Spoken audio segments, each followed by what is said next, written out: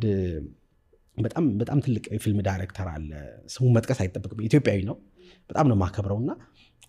ቁጭ ብለን እየተጫወትን አንድ ጊዜ ምን አለኝ ቤተሰቦች ብዙ እህት ወንድሞች ምናምን አሉና እንዴ ሲሰበሰቡ ልጆቻቸውን ይዘው ይመጣሉ እና እርስ በርስ ልጆቻቸው ሲጫወቱ አብዛኞቹ በእንግሊዘኛ ነው የሚያወሩት በጣም ትልቅ ትምህርት ቤት ነው የሚማሩት የሱም ልጅ ትልቅ ትምህርት ቤት ነው የሚማረው ግን አይችልም እንግሊዘኛ እና በአማርኛ የሚያወሩ ሊግባባ አይችልም ፋሲካ ገና እንደዚህ ፕሮግራም ምናምን ሲኖር ሲሰበሰቡ የሱ ልጅ ብቻውን የሆነ ንጥል ይላል እነሱ ይጫወታሉ ይቃለዳሉ ይሯሯጣሉ ምናምን እሱ ግን ኮሚኒኬት ማድረግ ስለማይግባባ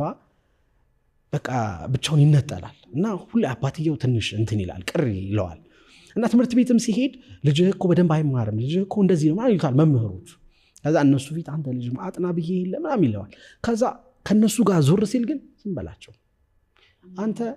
ፈጣሪ ፈጠረልን ነው የምትሆነው ለምን ትጨነቃለህ ብትችል በደንብ አድርገህ ተማር እኔ እኮ ተምሬ አይደለም ትልቅ ዳይሬክተር የሆንኩት እኔ ችግር የለውም እና ግን አትሊስት ግን የምትችለው ነገር አድርግ ራስን አታስጨንቀው ውጤት ከመጣ መጣ ሰዋት ደብድብ አትረብሽ አሪፍ ልጁን ጸባይ ይኑርህ ግዴታ አይደለም ትምህርት ምናምን ይለዋል አይምሮን ይጠግነዋል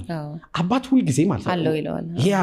ትምህርት ቤት መምህራኖቹ ሊመቱት ይሞክራሉ ሊሰብሩት ይሞክራሉ ስሜቱን አባትየው ግን ይጠብቀለታል ስሜቱን ደን ምን ተፈጠረ መሰለሽ ኮሮና መጣ ከዛ ኮሮና 4 ወር እንደዚህ 5 ወር ረፍት ነበር ካስታወስ ሚያዚያ ጀምሮ መጋቢት ጀምሮ ትምህርት ቤቶች ስራዎች ሁሉ ተዘግተው ነበር ካስታወስ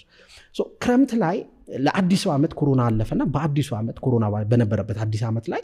የነዚህ የዘመድ ልጆች ምናምን ሲጫወቱ ተቀላቅሎ እየተጫወተ ነው ተቀብሎ ሲያው እሱም በጣም ፍሉዌንት የሆነ እንግሊዘኛ ያወራ ነው በጣም ነው የደነገጠው ማለት እኔ አስጠንቼው አላቅም የቋንቋ ትምህርት ቤት አላስገባሁትም ይሄ ልጅ በዚህ 4 ወር 5 ወር ውስጥ ምንድነው የቀየረው ደን ጠራውና ልክ እንትን ሲል ወደ ቤታቸው እየሄዱ ማታ ምንድነው የተፈጠረው ላይክ እንዴት ነው እንደዚህ ልትኮብዝ የቻልከው እንግሊዘኛ በጣም ያስገርም ከነሱ ጋር ሁሉ ተግባብተህ ነበር አክቲቭ ነበርክና እንዴት ተለወጥካል እንዴ አባቴ አንተ እኮ ጎበዝ ነህ ትችላለህ በፈለግከው ሰዓት መለወጥ ትችላለህ ትለኛል አዎ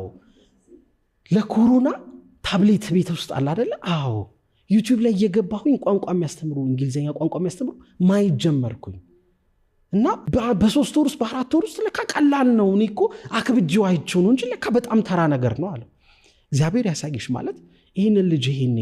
አንተ ምን ሆነ ነው በደንብ አጥና እንደዚህ አድርገኛ በልጅነታችን እንደዛ ምን ባል አንተ ደብተርን ከፍታ ታጠናም ከምትራገጥ እንደዚህ በግበግ ይያልክ ላብላብ ይያልክ ቤት ከምትገባ ቁጭ ብለህ ደብተርን እንዴ ነው የሚባል አሁንም እኮ አብዛኛው ሰው እንደዛ የሚባለው እና ግን ይሄ አባት ግን ይጠግንለት ነበረ ማይንዱን ልጁ በራሱ ጥረት እንግዲህ ሰልፍ ሜድ